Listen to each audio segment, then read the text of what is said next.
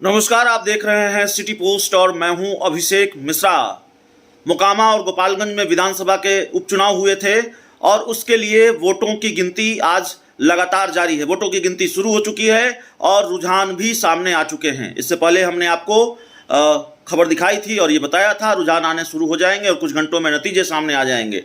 लेकिन जो शुरुआती रुझान सामने आ रहे हैं वो भारतीय जनता पार्टी की चिंताएं बढ़ाने वाले हैं। वो भारतीय जनता पार्टी के लिए अच्छी खबर नहीं है। शुरुआती रुझान गोपालगंज विधानसभा सीट को लेकर सामने आ रहे हैं। गोपालगंज विधानसभा सीट को लेकर जो रुझान सामने आए हैं वो भारतीय जनता पार्टी के लिए एक तरह से बुरी खबर है। हालांकि ये बेहद शुरुआती रुझान हैं। वोटों की गिनती अभी 1 घंटे पहले शुरू हुई है तकरीबन, लेकिन फिर भी शुरुआती रुझानों में भारतीय जनता पार्टी पिछड़ती हुई दिखाई दे रही है। भारतीय जनता पार्टी की जो उम्मीदवार हैं, कुसुम देवी उम्मीदवार थी, वो आरजेडी से पीछे चल रही हैं। आरजेडी के मोहन गुप्ता आगे चल रहे हैं।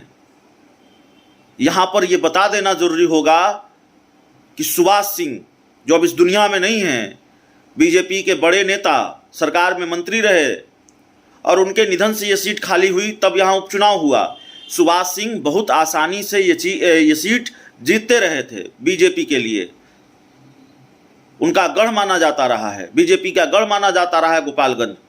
और वहाँ इस उपचुनाव में अगर भारतीय जनता पार्टी पिछड़ती हुई दिखाई दे रही है, शुरुआती रुझानों में ही सही, तो जाहिर तौर पर चिंता की लकीरें बीजेपी नेताओं के चेहरे पर होगी, खासकर उनके चेहरे पर जिनके कंधों पर इस जीत की जिम्मेवारी थी, जिन पर भारतीय जनता पार्टी के शीर्ष नेतृत्व ने भरोसा किया था।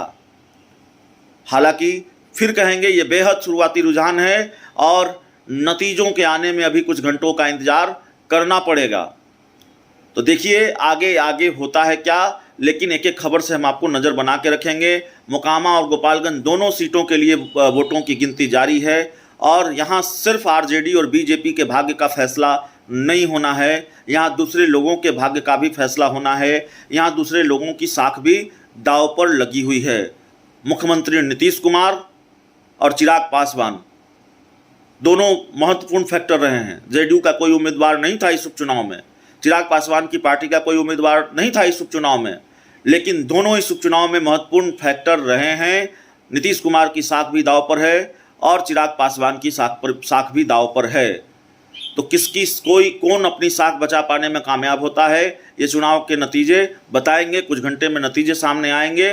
बहरहाल हम एक एक अपडेट आपको बता रहे हैं। जो भी अपडेट हमारे पास चुनाव नतीजों को लेकर आ रहा है, चुनाव शुरुआती रुझानों को लेकर सामने आ रहा है। बहुत बहुत धन्यवाद।